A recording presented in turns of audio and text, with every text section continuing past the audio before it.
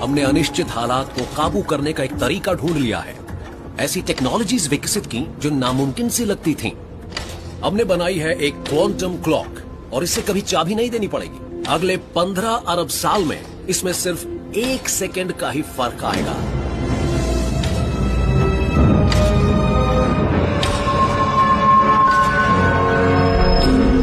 Laser light का 3 dimension वाला lattice element strontium के एटम्स को स्पेस में लटकाए रखता है। प्राचीन मिस्र वासियों की गुम हो चुकी भाषा को डिक्रिप्ट करने की कुंजी भी ढूंढी थी। क्वांटम एन्क्रिप्शन के जरिए हम ऐसे कोड बना रहे हैं जो ऐसे किसी पल को गायब कर देंगे जिन्हें कोई हैक करने की कोशिश में हो। कोड की को एंटेंगल्ड फोटॉन्स के जरिए भेजा जा सकता है। ऑब्जर्वर इफेक्ट के जरिए हम ये पक्का करेंगे कि कोई जासूस एंटेंगलमेंट को तोड़े बिना मैसेज को समझ ना सके और तब मैसेज पढ़ा नहीं जा सकेगा। हम अब भी नहीं जानते कि फोटोन कैसे एक ही समय में पार्टिकल भी हो सकता है और वेव भी। मुझे साइंस की ये बात पसंद है कि ये हमारे सामने अस्पष्टता को झेलने की शर्त रखती है। ये चाहती है कि हम अपने अज्ञान के बारे में नम्रता से पेश आएं। जब तक सबूत ना आए कोई फैसला न लें। दूसरी जगहों के बारे में हमें पता ही नहीं था।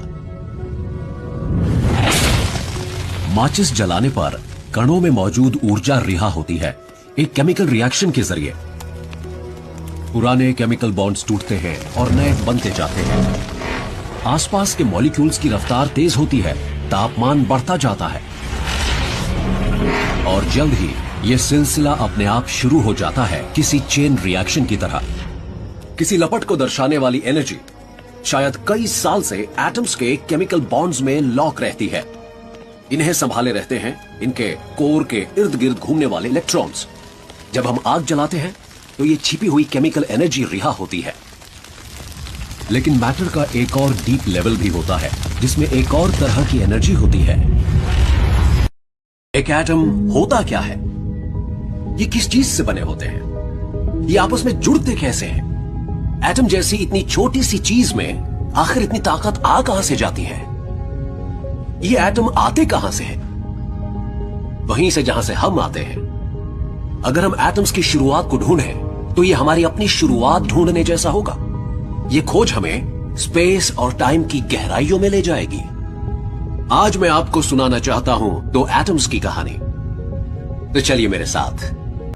ग्रेविटेशन के जरिए ये एक दूसरे से सटे रहते थे तो ये बादल आकार में बढ़ता गया।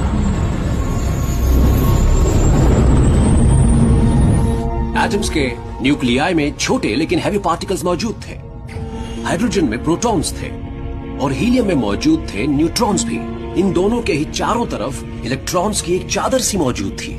इस बादल के अंदरूनी हिस्से में मौजूद एटम्स की रफ्तार बढ़ती गई क्योंकि ग्रेविटी इन्हें और करीब खींचती जा रही थी और फिर ये चीज अपने अंदर ही तह गई। इसकी वजह से तापमान इतना ज्यादा बढ़ गया कि ये बादल एक कुदरती फ्यूजन रिएक्टर बन गया।